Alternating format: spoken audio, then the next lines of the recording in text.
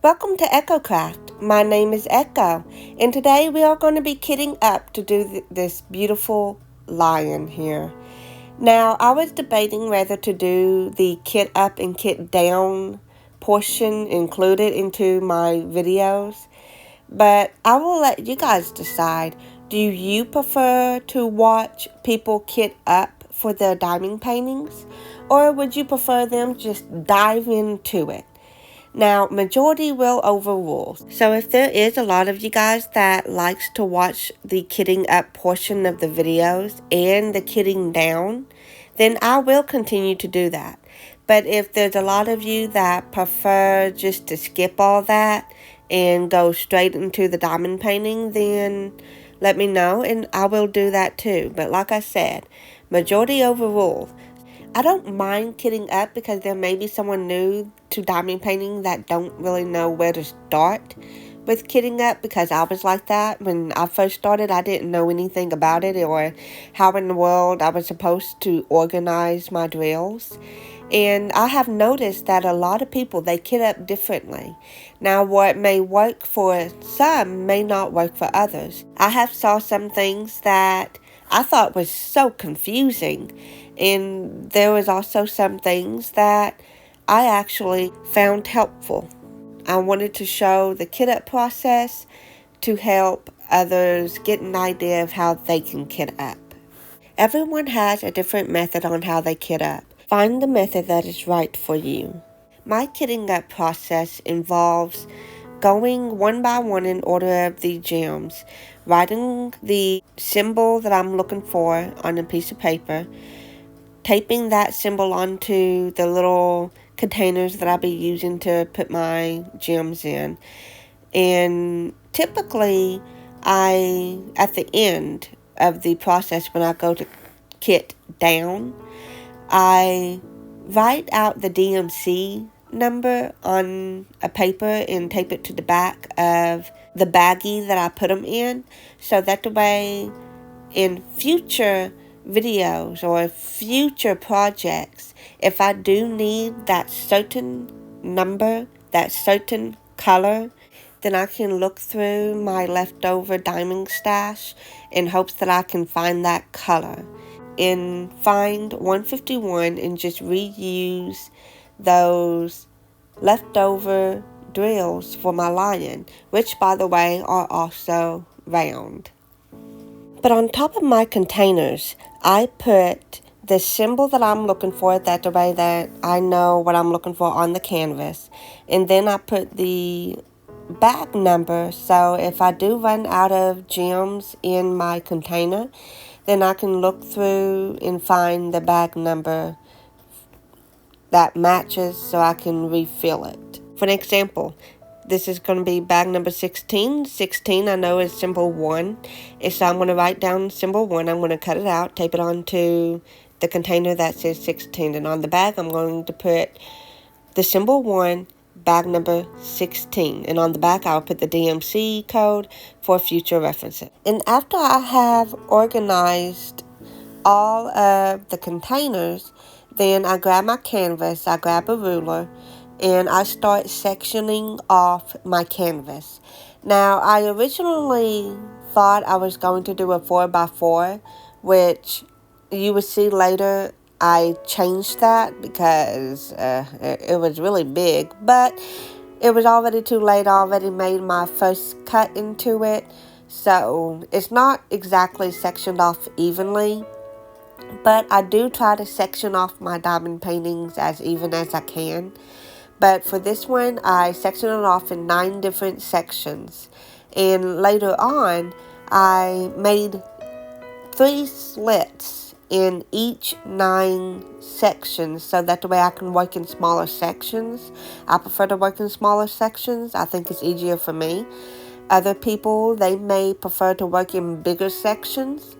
I would suggest not to work too big of a section, because if you cut out too big of a section, the glue may end up drying before you can even get all your diamonds on there. And when your glue starts to dry, it's harder for the diamonds to stick. So keep that in mind. Cut in smaller sections to work with. Okay, now that we are kitted up, let's get into the WIP and chat portion. Welcome everyone. This is my very first ever WIP and chat. I will be completely honest with you and completely transparent. I am not a talkative person, so this is going to be very interesting for me. I do need to address the elephant in the room. I have a hearing loss. I am hard of hearing. I do wear hearing aids, and I do have a speech impediment. I am sure that some of you guys wonder, well, what do you mean that you have a hearing loss? How did that come about? Well, I'm going to share my experience with you guys today. It started when I was born. I was born a couple of weeks late. I don't really want to go deep details about what happened because it's pretty graphic. When I was born, I actually died for a few minutes. The doctor was able to revive me, but when he did, I slipped into a grand mal seizure. When I had that seizure, the doctor restrained me, helped me out, and performed an MRI on me to see what was going on. The MRI showed that I had significant brain damage due to the seizure. It was quite severe. I was completely immobile. I wasn't moving my limbs, and the doctor was pretty sure that I had a hearing loss and was probably going to be what he called a vegetable baby, which that term is inappropriate to say now, but he meant that I was never going to be able to walk, run, or play. I wasn't supposed to be talking right now, really. I wasn't supposed to hear. I was supposed to be completely deaf. I was supposed to only live past the age of 21. Well, I am now in my 30s, and I am writing, I am reading, I am talking. Obviously, I am walking. I am doing all those things that the doctor said that I would never be able to do, including hearing. I can hear with the help of my hearing aids. Now, without my hearing aids, no, I cannot hear, but I can hear with the help of my hearing aids. Anyways, when I was a baby, my immune system was so weak that I had to spend 6 months in an incubator in a clean room. My mother wasn't really allowed to hold me unless she was dressed up in one of those clean suits. My mom is a very strong-willed woman, and she wasn't going to take or accept that her daughter could never really have a functional life. However, she wanted the doctor to continue to check and give me an MRI to make sure that I was still considered what he said brain dead. Now, I know that's probably not the proper term, and that's probably not appropriate to even say, but that is what the doctor himself told my mom that I was, brain dead. Well, the doctor didn't really have much hope for me, but he understood that my mom was like any other parent and was disheartened by it. He went right ahead and he performed another MRI on me. To his surprise, the severe brain damage showed to be more moderate. It wasn't as severe. The doctor was floored. He couldn't explain exactly how the brain could have healed itself. He himself even said that it's considered a miracle because the type of brain damage that I had, I wasn't supposed to come back from it. I wasn't supposed to be healed. No one knew what was going on. Like I said, my mom was a strong-willed woman, and she wasn't going to take that answer. However, I still had a hearing loss. It wasn't as severe as the doctor thought it was going to be, but it was pretty severe. And he did say that I would be considered hard of hearing and I would have to have hearing aids. I was still immobile. So he would still consider me as a vegetable baby, meaning that I won't ever walk or talk. My immune system was so low that even after spending 6 months in a hospital, in an incubator, after my mom took me home, she still wasn't allowed to really hold me. She could only hold me if she wore a clean suit. I wasn't really allowed to drink from the bottle. I couldn't reuse my bottle because my own germs would have ended me. Well, I didn't have any form of muscle mass on me. So my mom, she wasn't going to give up on me. I had to spend so many years doing physical therapy, and I'm not going to lie, I hated it. But it did help build my muscles in my legs, and in my arms, in my hands, and my fingers. I was so weak in those areas that I couldn't even pick up a can of pop. My hands would cramp something awful just writing my own name. Anyways, I went to a mainstream school, meaning I didn't go to a school for the deaf. I didn't go to the school for the hard of hearing either. I was mixed in with a bunch of other hearing students. Unfortunately, I was the only hard of hearing student in my class, and I got made fun of a lot between people making fun of my hearing aids, my speech, or even the way I look, or even when I go to sign. Kids sometimes can be cruel. I didn't get my first pair of hearing aids until I was about 2 or 3 years old, so sounds is completely different to me. I register sounds differently. Now, I am a huge music lover. I absolutely love music. I can probably do a WIP and chat talking about nothing but music. I can go on for hours about my favorite bands. My favorite type of music is metal. I know, shocking, right? You into metal? No way, but yeah, my husband and I are both metalheads. He's more into power metal, fantasy metal, and I'm more into the progressive metal. Or as my sister calls it, screamy Jesus music. I'm okay with her saying that. I absolutely love music. I was even in band. I was in chorus, and luckily my school didn't discriminate me from doing anything like that. They allowed it, surprisingly. But I had to go into speech therapy, which was complicated. Even though I'm grateful for it, it was hard because I just wanted people to accept me as I was. No, I didn't want people to make fun of my speech, and I tried so hard to correct it. I just couldn't. And it's not really correct now, the way it should be. I have had several people surprised that I was hard of hearing and wouldn't have guessed with my speech and told me that my speech is pretty good for someone who is hard of hearing. Whereas all I hear is just mistakes. And I sound so stupid. And well, that's probably due to being bullied, teased, and made fun of over my speech. I really didn't want to talk anymore after that. I know people say that I don't talk much just because I'm shy. No, it's deeper than that. I didn't want to talk much because I already had people made fun of my speech impediment. So why would I want to talk and encourage them to make fun of it even more so? Nobody wants that. I didn't really talk for a while, and I'll admit, it got pretty lonely. I was silent, and then this kind of opportunity came about. And I thought, oh, YouTube. I want to try YouTubing. But then I hear that voice in my head, really? You want to try YouTubing? People's going to make fun of you. People's going to listen to the way how you talk, and they're just not going to listen to you because you just sound really dumb.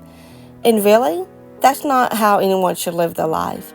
Not only did kids make fun of my hearing aids or the way how I talked, or the way how I couldn't hear properly, but they also have told quite a few mean things to me. I have also been told by kids that I shouldn't be graduating elementary school because they couldn't believe that they would let a hard of hearing student move up to the next grade, and how I should be in special needs classroom instead of a regular classroom with them. Going to school in a mainstream classroom, it wasn't the best of choice. My mom have often wondered if she had made the right decision for me, since I was the only hard of hearing student in my grade. Making friends was hard for me because none of the hearing students didn't want to be friends with a quote-unquote deaf girl. They didn't even want to sit near me. Even the girl that I was assigned a seat next to asked if she could be moved. That has been burned into my memory for years. This school was supposed to have the best deaf and hard of hearing program in the state. That was the reason why we moved from one county to another. My mom just wanted the best for me. I am sure that some of you would say, well, if she wanted the best for you, then why didn't she send you to a school for the deaf? Well, she actually tried to send me to a school for the deaf.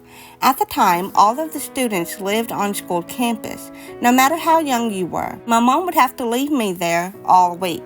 The only time we were able to go home is on the weekends and holidays. Some students lived too far away, and the only time they went home was on the holidays, and they stayed on the weekends.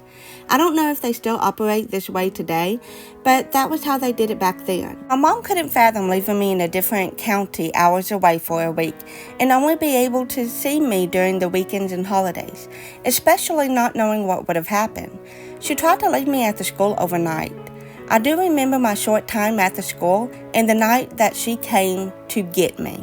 One night, while laying in the school cot sleeping, my mom came in the middle of the night and scooped me up in her arms.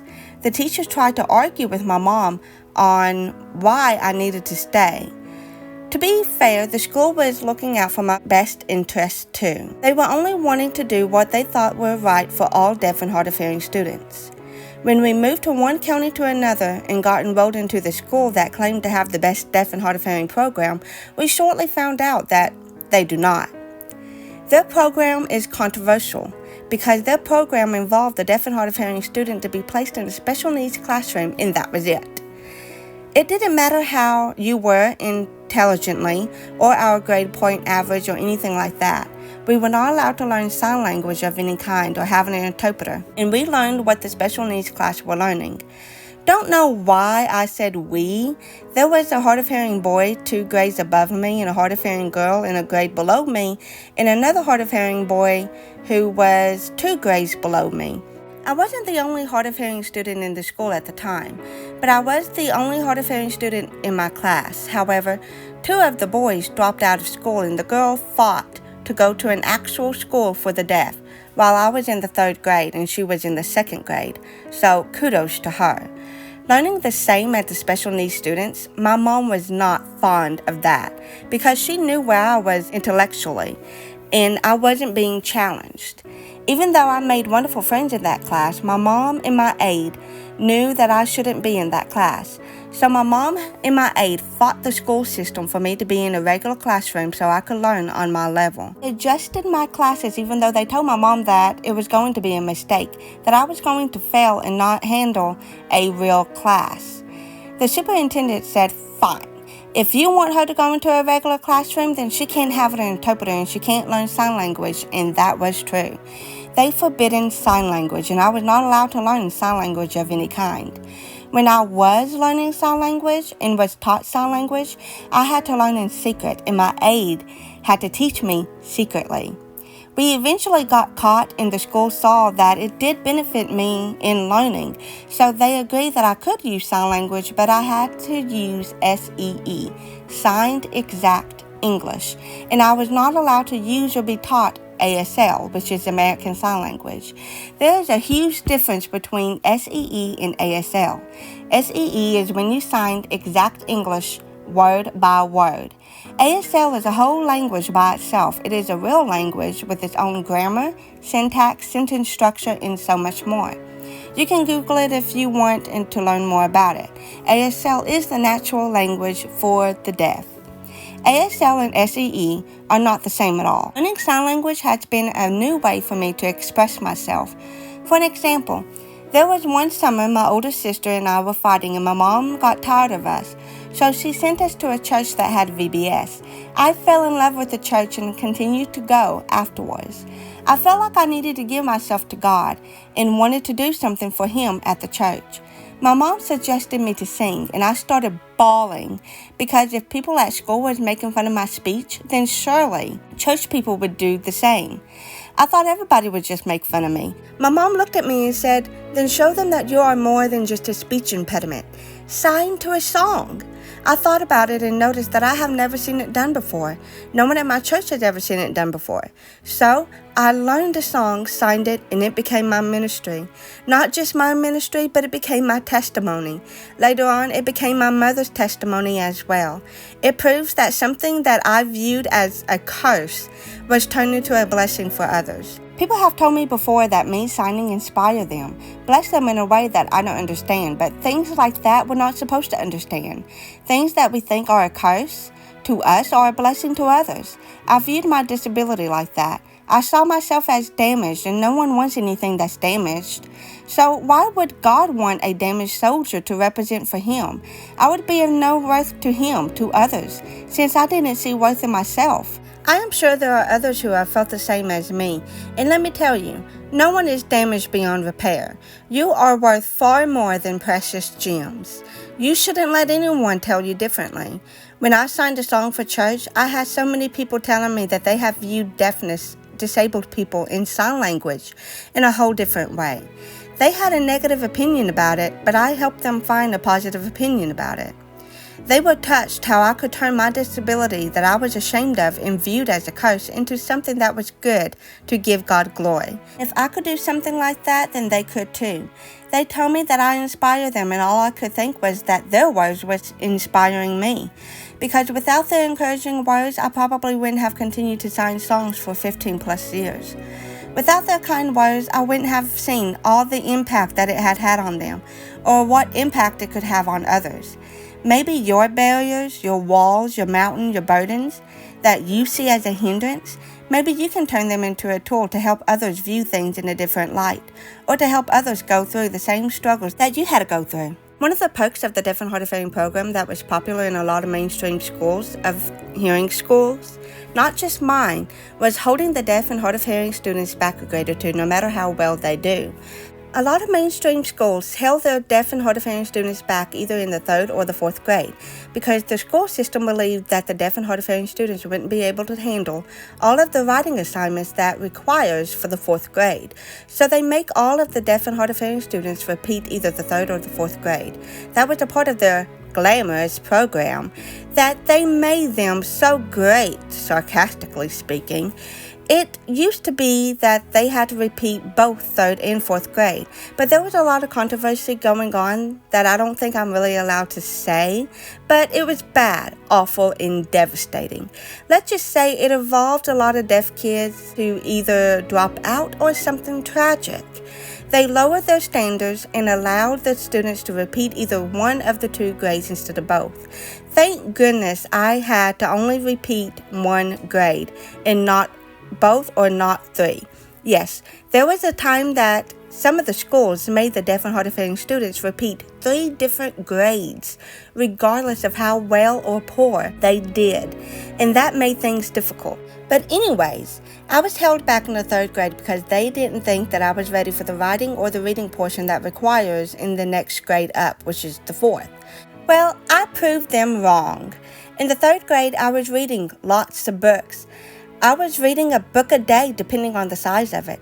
They didn't think that I was going to be up to that level to do all the reading that I was doing. Not only was I reading a lot, but I was writing a lot. That was when I discovered a love for writing stories. That was one of my favorite pastimes, no joke.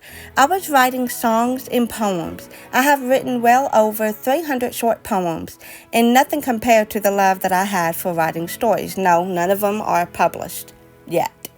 I don't really want to explain what stories I've wrote because I did a little bit of everything, to ghost stories, to a lot of ghost stories, happy feel-good stories, romance stories, and a bunch of other short stories. No, I may not have been writing exactly at a 4th grade level, but to carry on a story longer than 4 pages was astonishing to some teachers. But I was proving the school wrong because I wasn't supposed to be in that mindset to write or read that well. They didn't need to hold me back on that reason, but they did. Not only did I prove them wrong in the reading and writing area, but that was also when they stopped teaching cursive writing. So my mom and my aide taught me cursive, and I picked up on it really quick. I still write in cursive to this day and can read it. The school was shocked that I was writing in cursive. Now, I don't know what the true story was because I was young when this went down, but I was supposed to get an award for the most improved handwriting since I was writing in cursive, and the school didn't want to give me that reward at first or something like that on reward day, and to be recognized for my improvements. But the school refused to give it to me on the last day of school. I guess maybe they were ashamed of a disabled kid showing up. I don't know. I'm not really for sure. I don't know. I was young when that happened. I wasn't told the full incident. I really proved them wrong when I went into the 4th grade and had to write a bunch of small short stories. I didn't understand the meaning of small short stories because to me 8 pages long was a small short story, and they thought 8 pages long was too long. To give you an idea, My short story was what kids my age considered a novel. Your story is 30 pages long? What are you doing, writing a novel? That is what they would say. No, that is a short story. I'll share one of my experiences in the 6th grade. My class had to write a short story. The teacher didn't give us a page limit, she just told us to write a short story. I think she was thinking we were going to write like a page and a half, maybe 3 pages at max. Yet I wrote an 11-page story, and she gave it back to me and told me that it was too long. The assignment was a short story. It needs to be shorter. To me, 11 pages handwritten was a short story. I completed the assignment. The teacher argued with me and told me that I need to rewrite this story but keep it short. I rewritten it and took a lot of stuff out, and it got down to 5 to 6 pages. I gave it back to her the next day, and she told me that it was still too long, and I had one more chance or I was going to get a 0 for the assignment. So I took more out. It broke my heart to take so much ideas and details out of my story. I got it to the length that she preferred it to be. She gave it back to me with red ink on it that said that it needed more details. I was upset and wanted to smart off, but I didn't. But if she was upfront about what she considered a short story length, then I would have planned for it. In the 5th grade, I wrote so many short stories that I had my own personal notebook that I dedicated to only short stories. I carried that notebook everywhere I went, in case an idea popped in my mind. Every free time in class that we had, I would be writing in that notebook, working on one of my short stories. I was happy as a little bird singing a song on a sunshine day. In that notebook, I've written over 30 short stories, and unfortunately, that notebook got lost in the great unknown. Still don't know whatever happened to it. Writing has always been a big part of me. In grade school, I wrote 4 stories that I still have today except for one. That one that I don't have was an assignment for the 4th grade, and I wrote about a haunted house with a witch that was living inside of it. The teacher was quite impressed with my story and wanted me to read it out loud as an example for other students to follow. But I was insecure about my speech impediment and refused, so the teacher herself read my story. Some of the students accused me of cheating, that I had someone else write the story for me, while some of them were calling me weird because I wrote a story based on Halloween. I was a Halloween girly. I loved Halloween, the cartoon special, the stories, and of course, I had to do a story about Halloween with a haunted house and a witch. I love the spooky aesthetic that is embedded with Halloween, the cool, crisp air and the leaves that changed colors. I love dressing up in costumes, coloring in Halloween-themed coloring books, and have written a couple of scary short stories in that notebook that was based on Halloween night. I was obsessed with Scooby-Doo and this movie, Zombie Island and the Witch's Ghost. I was a fan of the TV show, Are You Afraid of the Dark? I loved scary stories to tell in the dark, Goosebumps, or anything R.L. Stine. I had a collection of Goosebumps books that could have filled a bookshelf in a library. I really enjoyed writing supernatural stories, fictions, and make-believe. I wrote 3 stories in middle school, but in high school, I was a writing machine. I couldn't tell you how many stories I have written in high school. I think in the beginning of high school, I was writing on my 8th story. And by the time high school ended, I was working on my 21st story. I even wrote a story based upon a nightmare that I had. I was telling one of my friends about the nightmare, and she inspired me to write it down and turn it into a story. And so I did. I wrote 3 sequels and a prequel after that. In high school alone, I've written 13 stories. Now, I couldn't tell you how many stories I have written total because I am currently working on 2 separate notebooks filled with short stories. And if I had to guess, one of them is like maybe on its 30th story, and the other one is close to its 40th story. The notebook that has 30 stories in it so far is a collection of hauntings that I have experienced as a kid and as an adult. And I am planning on sharing at least 3 of those stories with you guys when I go to do my Halloween-themed diamond painting. I thought it would be perfect for that. The notebook that has 40 stories in it so far is a collection of random short stories that are based off of well-known poems, that I have decided to take those poems and turn them into stories. And currently working on a paranormal story that I have started in my first day of college. 16 years later, I have finally reached my halfway mark, which is funny because originally when I was brainstorming and planning out the events for this story, it was only supposed to be 13 chapters long, and I estimated it around 90 pages long or something like that. Now keep in mind, I do not limit myself when it comes to pages. I just write until I feel like the story is complete. I kept making changes, adding ideas, adding pages, adding chapters, and I encourage myself to do that, or for anyone to do that. But I did get carried away, and it's okay. But a story that was originally 13 chapters long and 98 pages long became 24 chapters long so far, and 206 pages long so far, because that's only my halfway mark. I am expecting it to be maybe 30 chapters long, and I have gave up estimating how many pages because I was afraid that it was going to be over 300 pages, and if it is, I'm happy. And if it ends under 300 pages, then I will still be happy that I finally ended it. But at the moment, it is nowhere close being done. When I am brainstorming and storyboarding, and I think it's going to take 15 pages, I am not going to plan it being 15 pages long because I know it's going to be longer by the time that I'm done with it. 15 pages turn into 20, 20 pages turn into 40, and 40 pages turn into 60, and so on. Writing stories was like my second air. When I woke up in the morning, that's all I could think about was writing the new ideas that came to me. Going to bed, all I could think was writing or finishing an idea before I slept, in case I forget them. I could get lost in my stories, and before I knew it, I spent hours just writing on my stories. Sometimes, when we have a passion for something, it is hard to focus on anything else. It's good for us to be passionate about something.